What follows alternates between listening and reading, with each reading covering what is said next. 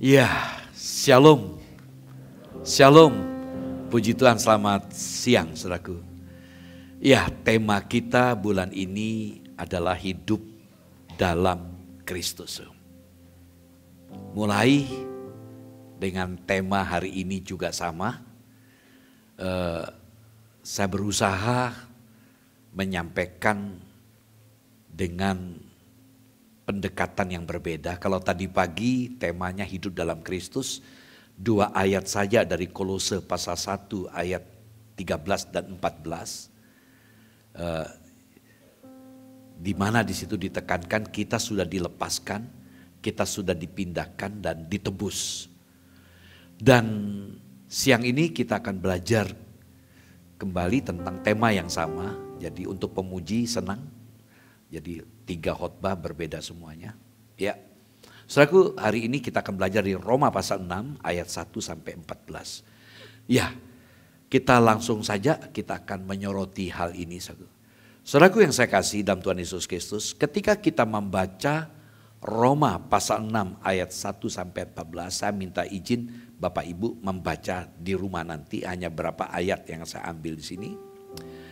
Dalam bagian Roma pasal 6 ini, kita diajarkan atau diingatkan bahwa sesungguhnya kita bisa menang itu, kita bisa menang atas dosa kita, ya, bahwa semakin dosa sudah menghancur hidup kita, anugerah Tuhan semakin melimpah-limpah. Tapi pernyataan ini bukan berarti kita semakin bebas-bebas semaunya kita. Tadi pagi saya katakan bahwa kebebasan yang Tuhan berikan kepada kita itu bukan berarti kita dengan bebas melakukan apa saja. Jadi kalau ada yang berkata saya sudah bebas lalu melakukan, justru bukan lagi bebas, tetapi justru malah diperangkap, dijerat. Karena itu saya menyoroti Roma pasal 6 ini, jadi kita bisa menang atas dosa kita. Dan bahwa semakin dosa sudah menghancurkan hidup kita, anugerah Tuhan itu semakin bertambah-tambah. Nah pernyataan yang menggelitik ya kita untuk berpikir kritis. Saudaraku, ini bukan berarti kita malah semakin bermain dengan dosa supaya anugerah Tuhan semakin bertambah-tambah. Tadi pagi saya katakan dalam khotbah tadi pagi, anugerah itu bersifat cuma-cuma, pemberian secara gratis. Tapi bukan berarti anugerah itu maknanya sangat rendah, tidak. Karena sebenarnya kalau kita bicara anugerah itu adalah pemberian yang sebenarnya tidak pantas diberikan. Namun diberikan. Berarti sesuatu yang berharga. Walau pemberian itu bersifat cuma-cuma. Tapi berharga karena itu anugerah itu memberikan tanggung jawab. Nah disinilah bagaimana kita melihat perspektif kita terhadap karya Tuhan itu sangat menentukan. Saudaraku yang saya kasih dalam Tuhan Yesus Kristus. Yesus datang ke dalam dunia ini perlu dipahami ya, ini perlu dicamkan supaya kita memiliki pemahaman yang benar tentang kekesenan. Yesus datang ke dunia ini bukan untuk memberikan kita keberhasilan atau kesuksesan dan hidup kelimpahan dalam bentuk materi. Tolong camkan. Jadi kalau sampai ada orang datang ke gereja, pikirannya cuma materi, berhasil secara materi, saudara bisa akan menjadi keliru dalam bersikap. Yesus datang itu untuk apa? Untuk dosa kita, masalah dosa kita. Ya, karena dosa itu berakibat fatal, maut, keterpisahan dengan Allah. Boleh katakan akibat dosa itu adalah hukuman kekal. Nah kita mulai dari sini dulu memahami. Jadi kita perlu paham. Jadi ketika kita menjadi Kristen kita sadar bahwa Yesus itu datang untuk melepaskan kita. Tadi pagi saya tekankan itu melepaskan kita dari kuasa kegelapan. Lalu memindahkan kita ke dalam kerajaan Allah. Sehingga kita menjadi warga kerajaan Allah. Lalu kita ditebus. Nah saudaraku yang saya kasih. Jadi memang di Roma ini sangat menekankan tentang pembenaran, justification, pembenaran. Kita dibenarkan oleh iman. Ya. Nah saudaraku, Jadi sesudah kita dibenarkan, kalau kita melihat ya, dalam pasal 1 sampai pasal yang ketiga, kita melihat hakikat kita manusia yang berdosa. Sebagai manusia yang berdosa. Lalu pasal 6 ayat 23 dijelaskan upah dosa itu maut. Bayangkan, dalam pasal 3:23 semua manusia berdosa. Namun menariknya, kabar baiknya dalam pasal 5, ya kita itu apa? Kita itu bermegah, kita itu mengalami namanya pembenaran, mengalami namanya pendamaian, sehingga kita tidak dimurkai. Sehingga persoalan apapun tidak membuat kita surut semangat kita dalam mengikut Tuhan. Itu dalam pasal 5 sangat dalam sekali. Jadi kita itu mengalami yang namanya pendamaian, ya, sehingga ada sukacita, kita bermegah meskipun ada penderitaan. Dalam pasal 6 tentang penyatuan kita dengan Tuhan. Pasal 8 Roh Kudus menyertai kita. Nah, saudaraku, jadi ini sesuatu yang coba saya ingin bagikan untuk kita pikirkan. Ya, nah saudaraku, jadi kita melihat di sini sesudah kita dibenarkan oleh Yesus, salvation, ya, melalui kematian dan kebangkitannya kita diberikan kuasa. Perhatikan, kita diberikan kuasa dalam pergumulan dosa kita. Ya, supaya kita hidup kudus. Jadi tujuannya apa? Yesus mati di salib itu untuk menguduskan kita. Karena apa? Sesuatu yang gak mungkin, ya, Allah yang kudus itu dapat dihampiri oleh karena kita berdosa. Gak mungkin. Kata kudus itu kalau kita artikan dari kata hagios atau kados dalam bahasa Ibrani, hagios itu Yunaninya, itu memiliki makna keterpisahan. Jadi Allah yang suci, maha suci gak mungkin menyatu dengan dosa. Dan itu menjadi alasan kenapa Yesus datang ke dunia mati di salib. Karena dengan kematiannya itu mengubah jalan hidup manusia yang seharusnya dihukum, dibatalkan. Karena dia percaya kepada kematian Yesus. Nah, dan tujuan dari keselamatan adalah kita kudus. Dengan kita kudus, kita menjadi dekat dengan Allah. Allah yang transenden, yang jauh di sana, yang tidak bisa dijangkau, menjadi dekat. Allah yang imanen. Maka ironis ya kalau ada orang Kristen yang masih hidup berkanjang di dalam DOSA. Harusnya kita sadar hal ini. Saudaraku, jadi penyucian itu harus kita pahami. Nah, nanti saya akan jelaskan lebih detail. Jadi kemenangan atas dosa bukanlah kekuatan dan ketekunan dari kita. Tolong dipahami ini. Jadi kalau kita sampai bisa menang dari dosa itu semata-mata bukan karena kekuatan kita. Toh memang ada ya di sekitar kita. Ya, konsep dunia ada orang-orang yang baik. Yang baik, dia bisa berkata tidak terhadap dosa. Dia bisa jadi dia bukan orang Kristen. Dalam hal ini dosa perbuatan, dosa keturunan, semua kan orang tanpa Yesus binasa. Tapi kalau kita bicara tentang dosa perbuatan, orang-orang yang di luar Kristus pun ada banyak jauh lebih baik. Jauh lebih baik. Tapi kalau kita tahu, tapi mereka jujur aja, mereka bisa menampilkan kehidupan yang tanpa dosa dalam arti dosa perbuatan. Namun dengarkan, mereka tidak punya hubungan, tidak punya relasi dengan Yesus. Tapi yang membuat saya prihatin, orang itu sudah di dalam Tuhan, punya relasi dengan Tuhan, masih melakukan hal-hal yang tidak berkenan. Nah ini persoalan. Nah saudaraku yang saya kasih, jadi kita bisa mengalahkan dosa dan berubah oleh karena apa yang sudah Yesus lakukan di kayu salib. Dan apa yang sudah dia lakukan dalam hidup kita. Termasuk kutuk dosa, selesai. Ya, jadi hidup kekal, hidup itu zoe. Hidup yang punya nilai, hidup bersama dengan Tuhan. Bukan bios, bios itu gambar hidup. Menjadi bioskop, bios itu hidup tapi mati. Di banyak orang perlu dipahami ini kayak seperti Adam dan Hawa.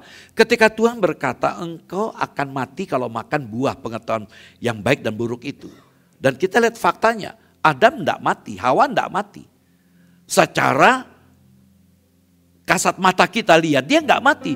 Tapi sesungguhnya dia mati. Dia hidup cuma secara fisik, tapi rohnya mati. Nah ini perlu kita pahami. Ya, saudaraku, nah karena itu kita akan belajar bersama-sama.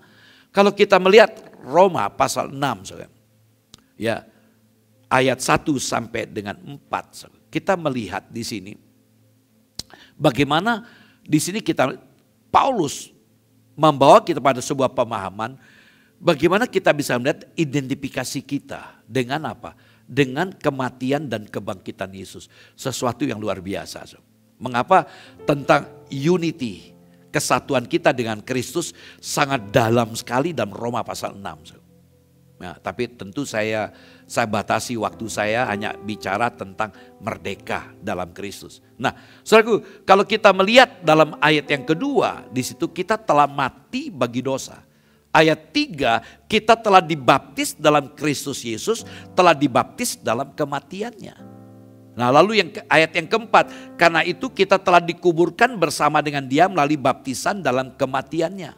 Jadi kita itu diidentifikasikan dengan apa? Intinya kematian dan kebangkitannya.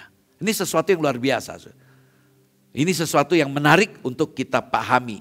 Nah, saudaraku, ada 3 hal yang dapat kita lihat. Jadi bagaimana karya Yesus di kayu salib. Kita akan belajar bersama untuk menyoroti, melihat. Yang pertama, kebersatuan. Kebersatuan ini adalah kematian dan kebangkitan, ya. Kebersatuan bersama Kristus berarti kita dibaptis dalam kematiannya. Bagian kedua, kebersatuan bersama Kristus mengalahkan manusia lama kita. Yang ketiga, kebersatuan bersama Kristus bisa melihat bahwa mereka sudah mati terhadap dosa. Nah, 3 poin ini coba kita bahas secara simpel supaya kita dapat mencerna ya apa arti merdeka bagi kita. Yang pertama kita belajar kebersatuan bersama Kristus berarti saya dengan saudara dibaptis dalam kematiannya. Kita dibaptis dalam kematiannya. Nah, saudaraku yang kita melihat di sini, kematian Kristus merupakan suatu representasi sekaligus identifikasi. Nah, ini menarik. Representasi artinya Yesus mati di kayu salib menggantikan saudara dan saya. Kita tahu Yesus mati di salib, ya dia mati di salib untuk menjadi apa? Pengganti, substitusi atas dosa kita. Karena tidak ada jalan lain.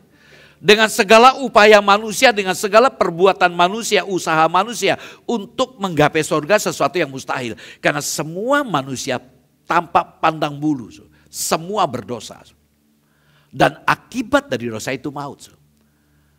Dalam hikmatnya Allah dari awal Allah sudah tahu. Ketika Adam jatuh dalam dosa, Tuhan berbicara pada Adam.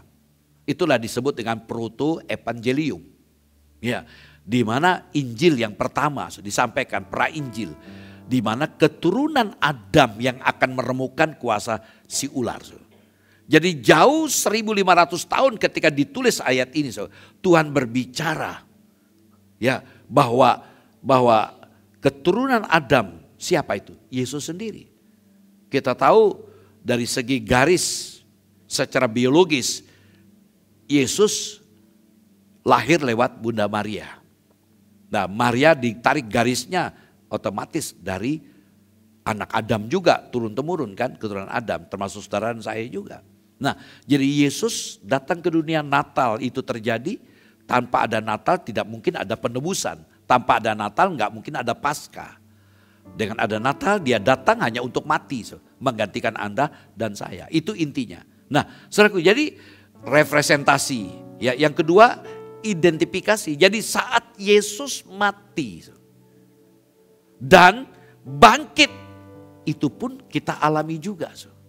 Nah, ini sesuatu yang menarik yang diungkap Roma pasal 6. Nah, apa maksudnya bahwa kita mati bersama Kristus dan bangkit bersama Kristus? Mari kita amati sekarang Roma 6 ayat 3. Sama-sama kita bacakan 2, 3. Atau tidak tahukah kamu bahwa kita semua yang telah dibaptis dalam Kristus telah dibaptis dalam kematiannya. Perhatikan. Jadi ketika kita dibaptis dalam Kristus, kita juga dibaptis dalam kematiannya. Ini sesuatu yang mungkin agak sulit kita terima dengan akal pikiran yang yang biasa normal ya. Jadi apa yang terjadi waktu seseorang dibaptis? Nah ini pertanyaan yang perlu kita jawab. Jadi ketika kita dibaptis, ya apa yang terjadi? Nah kata baptis dalam teks bahasa aslinya itu baptiso. Nah kata baptiso itu ditenggelamkan. Nah gereja di sini mengakui baptisan itu ditenggelamkan. Ya itu baptiso. Bukan berarti yang lain gak benar, gak sah, bukan. Cuma kami memegang Roma pasal 6 ini. Baptisan yang kami akui adalah selam. Lalu percik bagaimana? Enggak ada masalah. Karena keselamatan bukan masalah baptisan. Keselamatan masalah iman kita kepada Yesus. Ingat penjahat di sebelah Yesus. Dia enggak sempat dibaptis. Kalau boleh katakan dia belum sempat bergereja. Tapi karena imannya buat dia selamat. Cuman saya katakan konsep gereja di sini dibangun dari pemahaman ini. Jadi ketika kita dibaptis ya dengan cara selam. Nah, perhatikan sini. Jadi dia mati, dia tenggelam lalu bangkit kembali pada hidup yang baru. Itu maknanya. Seperti yang terjadi pada kematian Yesus yang mati dan bangkit. Jadi waktu saya kasih gambaran sedikit ya. Seseorang mau dibaptis, jadi misal saya dia ada di sini. Jadi ketika kita doa, lalu apa? Kita tenggelamkan. Ya dicelup lah, boleh ditenggelamkan. Tenggelam itu maknanya mati. Ya mati karena dosa kan. Lalu kemudian bangkit. Jadi ada komitmen untuk hidup baru. Dia sudah mati namun bangkit. Itulah makna simbol yang disampaikan. Jadi simbol ini mengingatkan bahwa Yesus mati di kayu salib. Artinya kita juga mati atas dosa kita bersama Yesus. Lalu bangkit dari kubur, kita juga bangkit bersama Yesus dalam hidup yang baru. Nah itu simbol ini kami gunakan di gereja kami.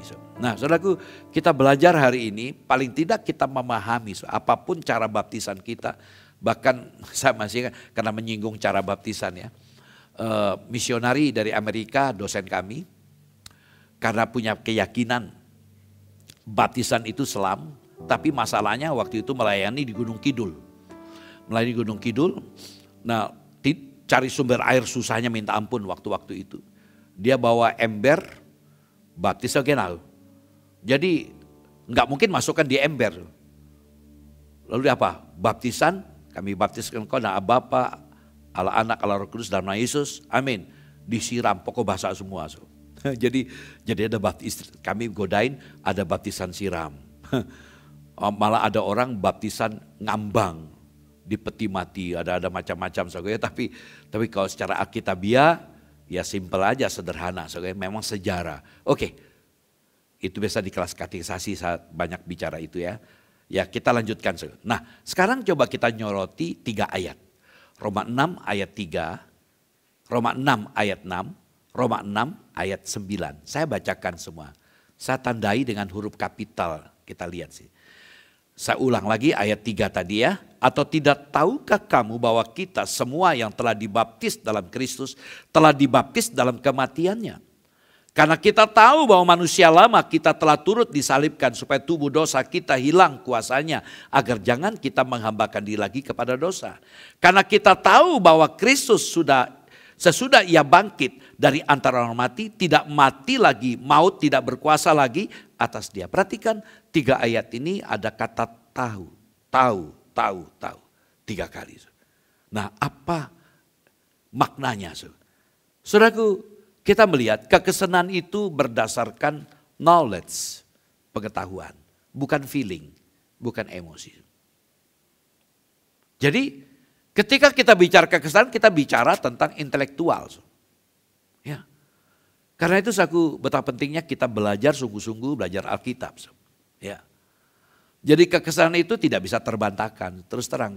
Karena itu kami banyak belajar, apologet ketika diserang bagaimana, ya cuma kita harus bijaksana ya. Saya tidak suka di media sosial ribut debat-debat ayat itu tidak bagus. Bikin orang emosional segala macam ya. Tapi yang jelas kalau kita punya pemahaman, saya yakin kita punya sikap yang benar juga. Perhatikan dalam ayat tadi dikatakan tahukah kamu? Ya karena kita tahu, tidak tahukah kamu? Nah Jadi ayat ini memberikan indikasi bahwa kekesalan itu identik dengan knowledge, pengetahuan. Bukan perasaan. Jadi karena itu menjadi Kristen jangan main perasaan. Kembali kepada pengetahuan kita tentang Alkitab. Nah karena itu saya berikan tebal sini. Pengetahuan kita akan Kristus memberikan kita kemenangan atas dosa. Jadi sejauh mana kita memahami, memiliki pengetahuan kita tentang Yesus yang sudah mati di salib bagi kita. Maka disitulah kita lihat sikap kita. Jadi pengetahuan kita, pengenalan kita, mungkin pakai bahasa Alkitabiahnya, pengenalan lebih dalam lagi dari pengetahuan.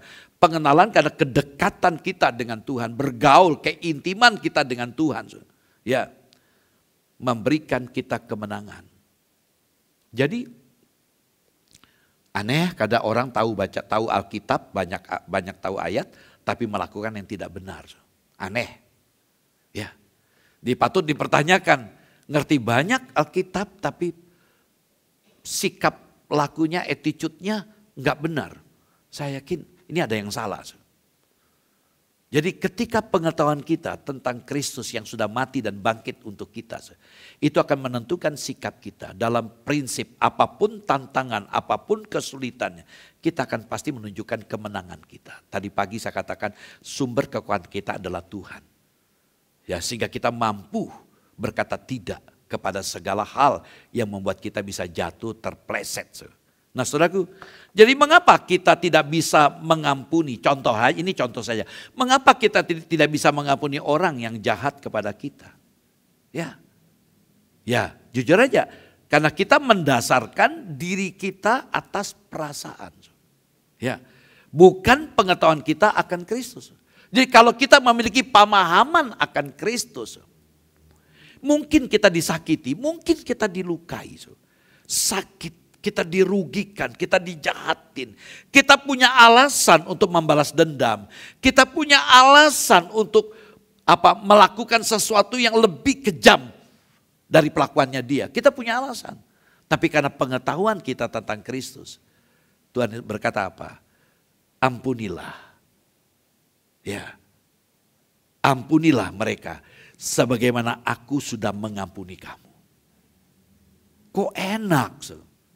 Kita mungkin berkata kok enak. Orang sudah menipu saya. Utang gak bayar. Lalu ampuni begitu saja. Enggak bisa. Jujur aja. Kita banyak terpengaruh oleh konsep dunia kan. Apalagi yang senang nonton hobi. Nonton film cimuk. Cimuk itu Cina ngamuk, film silat. Bapaknya meninggal, anaknya dilatih karate atau silat untuk membalas dendam. Itu yang terjadi, balas dendam. Di era-era saya masih kecil, film cowboy. Wah, tembak-tembakan. Atau mungkin yang kita ndak asingnya Tom and Jerry kan. Kalau nggak ketemu kangen, kalau ketemu berantem. Nah itulah. Jadi konsep itu ketika kita fokus kepada diri kita, maka kita akan memperhitungkan apapun perbuatan orang lain terhadap kita. Tapi kalau kita punya pengetahuan tentang Kristus, ampuni. Dan kita tahu kan Tuhan bicara untuk segala perbuatan-perbuatan seseorang itu tidak lepas dari Tuhan kan. Jadi kalau kita punya pemahaman bahwa Yesus selalu ada dalam setiap aspek kehidupan kita. Yesus tahu persis apa yang dilakukan orang lain terhadap saya. Berarti perbuatannya tidak lepas dari Tuhan. Maka Tuhan katakan jangan menghakimi.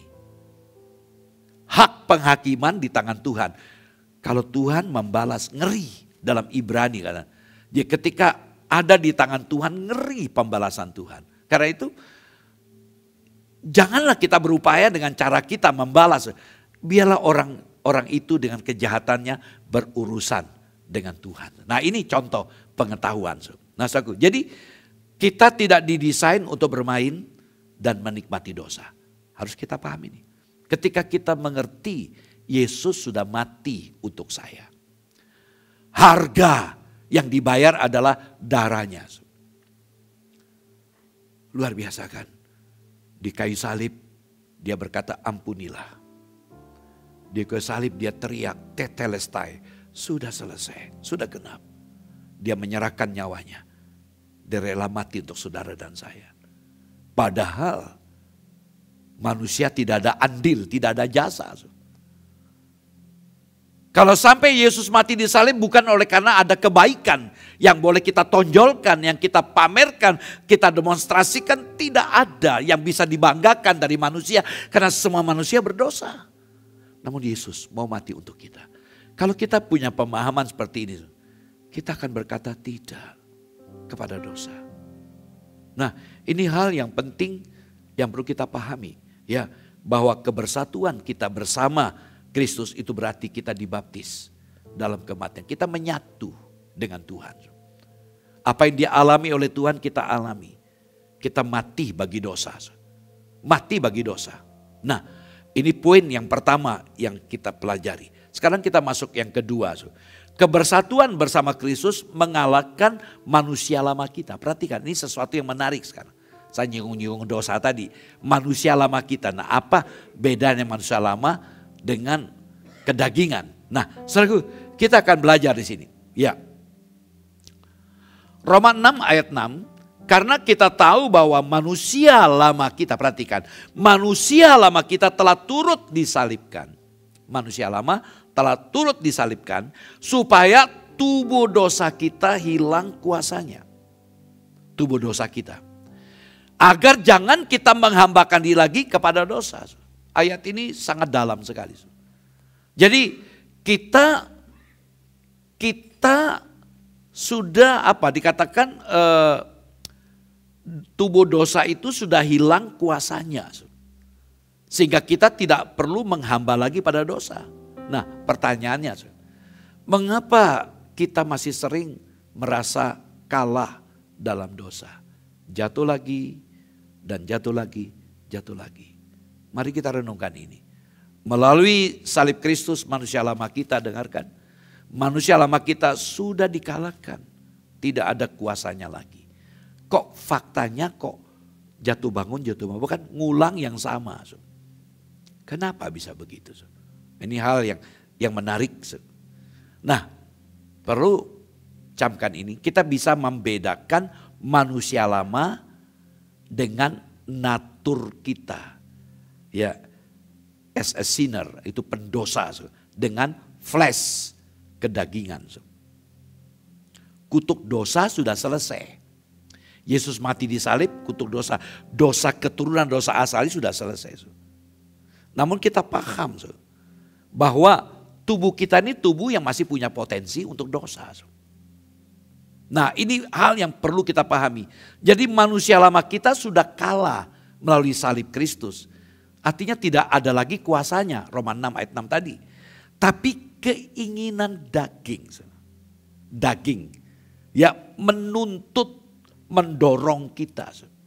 Jadi selalu ada keinginan yang mendorong kita. Setan tidak pernah langsung berkata berbuat dosalah kamu. Tidak. Dia menggunakan segala apa yang kita dengar, apa yang kita lihat. Sebagai contoh sederhana, saya masih ingat Bapak Rektor saya almarhum Dr. Kris Marantika. Tentang teori kodok. Saudara, kalau ingin menaklukkan kodok itu sederhana. Jangan coba-coba memasukkan kodok ketika air itu mendidih. Ketika masukkan kodok dalam air mendidih, kodok itu akan lompat. Dia bereaksi, dia lompat dari air yang mendidih. Tapi kalau ingin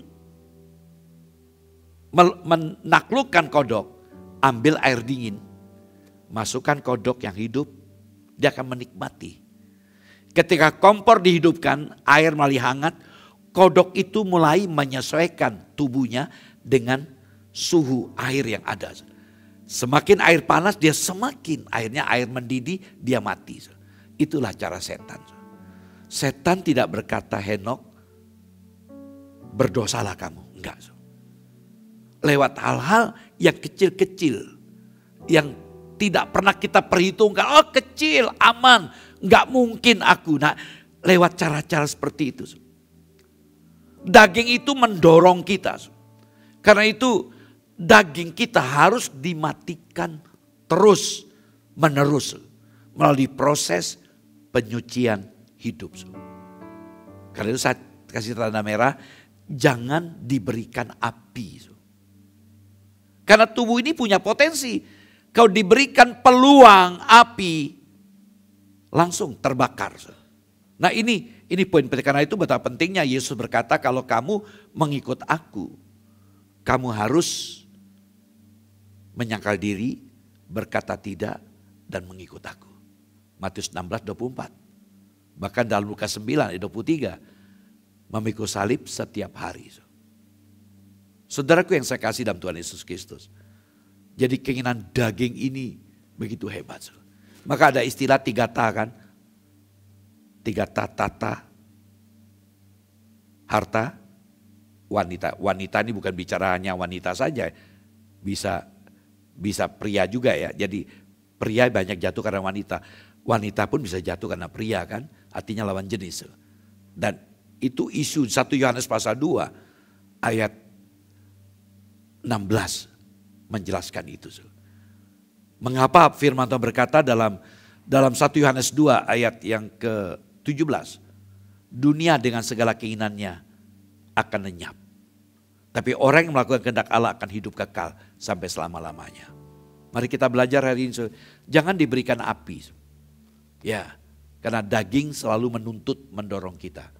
Nah, kita lihat sini. Jadi ketika kita lahir baru kita terima Yesus. Kita mengaku, kita ambil keputusan. Yesus, aku mau menjadikan engkau Tuhan.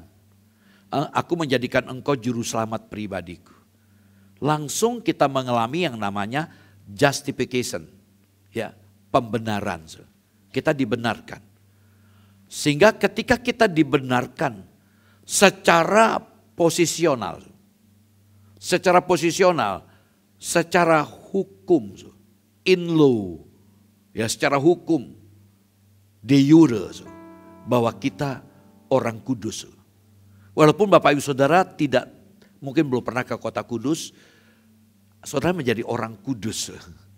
Ya saudaraku, jadi karena kita punya iman kepada Yesus, orang kudus.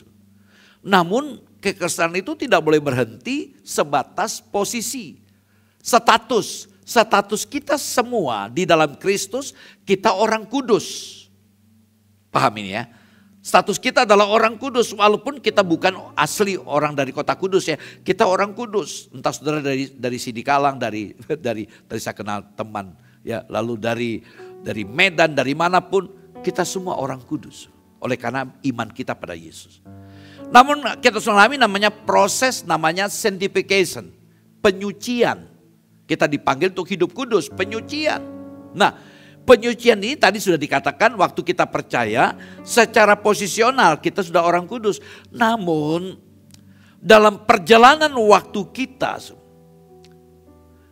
sadar kita harus mengalami namanya pengalaman, experience atau progresif. Pengalaman meningkat, terus naik. Semakin suci. Ini sesuatu yang gak gampang. Kalau kita tidak melibatkan Roh Kudus. Ya, Roh Kudus, kehadiran Allah dalam hidup kita. Sulit. Disinilah, kalau tadi de jure-nya, status kita sudah kudus, orang kudus. Tapi secara de facto-nya dibuktikan dalam perjalanan kita.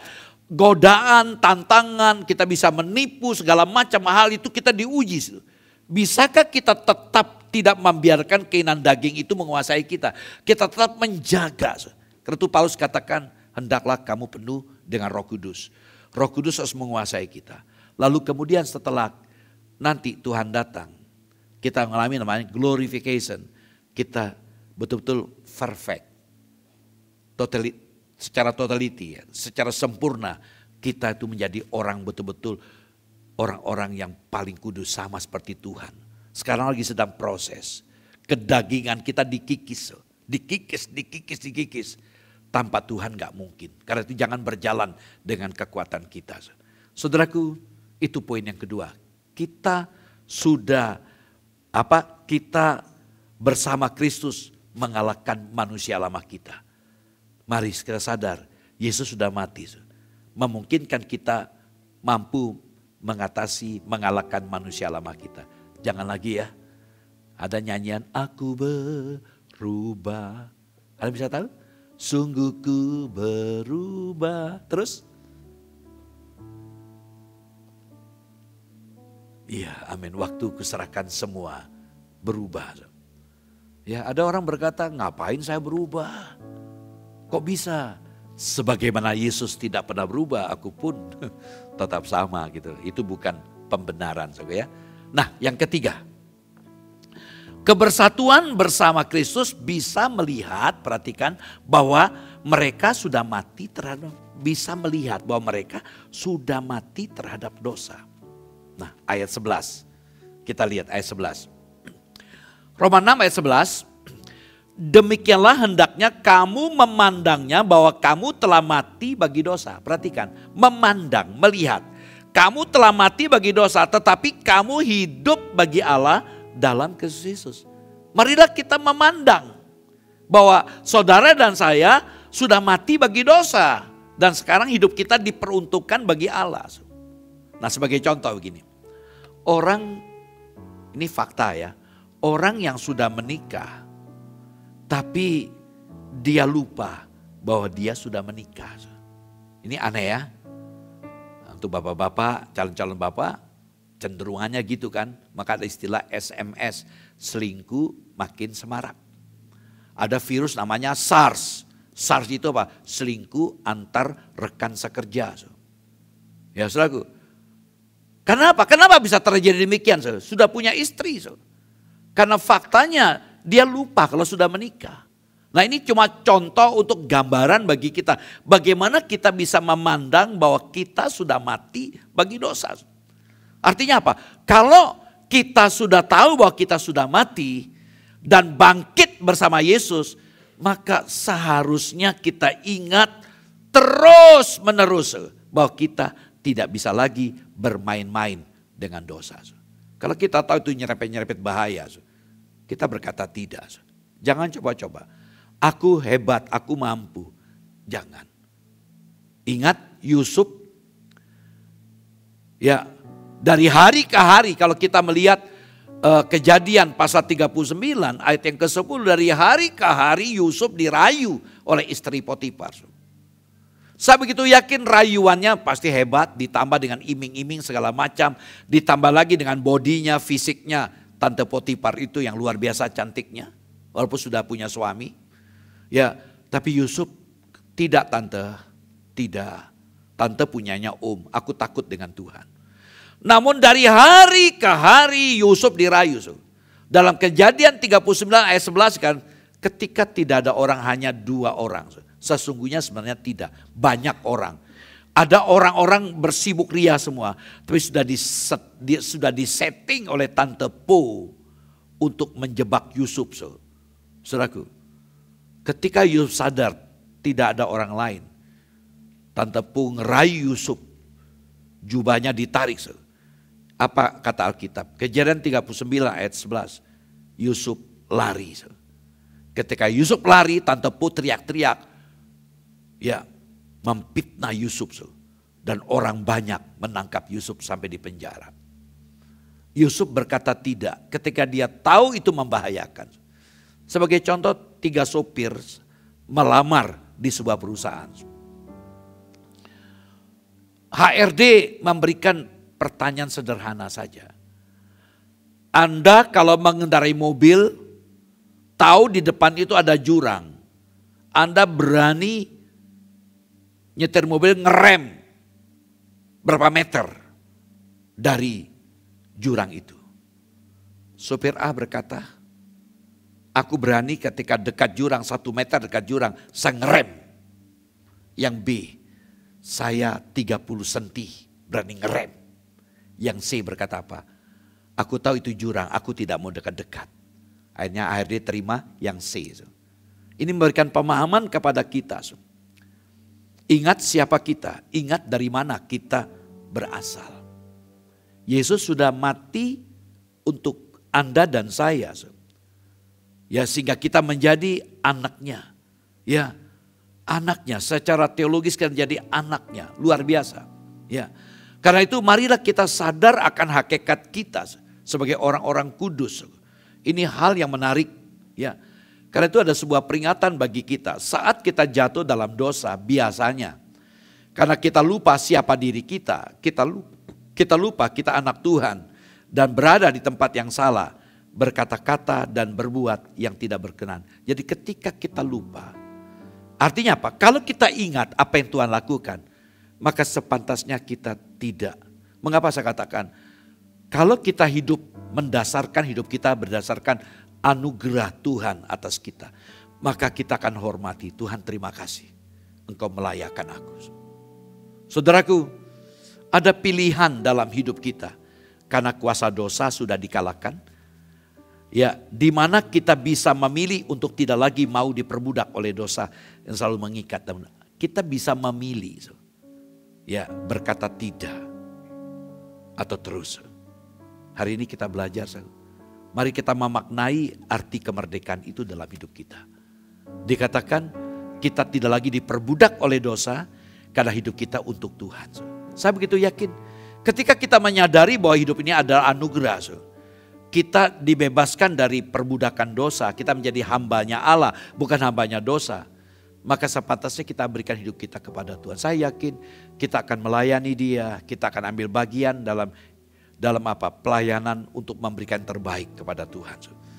Ayat terakhir, Roma 6 ayat 12 sampai 13. Sama-sama kita baca Bapak Ibu. Mari kita baca sama-sama, 2, 3. Sebab itu hendaklah dosa jangan berkuasa lagi dalam tubuhmu yang fana. Supaya kamu jangan lagi menuruti keinginannya. Dan janganlah kamu menyerahkan anggota-anggota tubuhmu kepada dosa untuk dipakai sebagai senjata kelaliman. Tapi serahkanlah dirimu kepada Allah sebagai orang-orang yang dahulu mati. Tapi yang sekarang hidup. Dan serahkanlah anggota-anggota tubuhmu kepada Allah untuk menjadi senjata-senjata kebenaran. Itu yang Allah mau. Jadi kalau kita sadar bahwa dosa sudah lepas. Manusia lama kita sudah kita singkirkan. Kita bukan budak dosa. Maka sepantasnya lah kita memberikan hidup kita sebagai senjata kebenaran Allah. Biar Allah boleh memakai hidup kita. Jadi kita seharusnya sudah tidak bisa lagi menikmati dosa seharusnya. Karena apa yang Yesus sudah lakukan untuk kita dan kuasa dosa sudah dikalahkan. Kuasa dosa sudah ditaklukkan. Karena itu mari kita belajar. Ya, sudah ditaklukkan. Tidak punya kuasa lagi. Tapi kenapa seringkali kita gagal? Ini sebuah perenungan untuk kita pikirkan bersama-sama. Biarlah siang hari ini kita belajar bersama-sama dari firman Tuhan yang sudah kita terima. Biarlah ini boleh mengingatkan kepada kita. Kita sudah menyatu dalam kematian dan kebangkitannya. Di mana kita sudah dibaptis dalam kematiannya. Ya, memberikan pemahaman sangat dalam. Kita ada di dalam persekutuan dengan Dia. Bukan hanya itu, bahwa Kristus sudah mengalahkan manusia lama kita. Karena itu hargailah karyanya. Mari kita sadar kita punya potensi untuk jatuh. Tapi jangan berikan peluang, jangan berikan api untuk membakar itu. Kita belajar menghindar. Yang terakhir kita melihat kita sudah mati terhadap, mari kita melihat kita sudah mati terhadap dosa. Ya, hal ini dimungkinkan kalau kita melihat Yesus yang sudah berkarya untuk kita. Saudaraku, amin. Tuhan Yesus memberkati. Mari kita datang kepada Tuhan.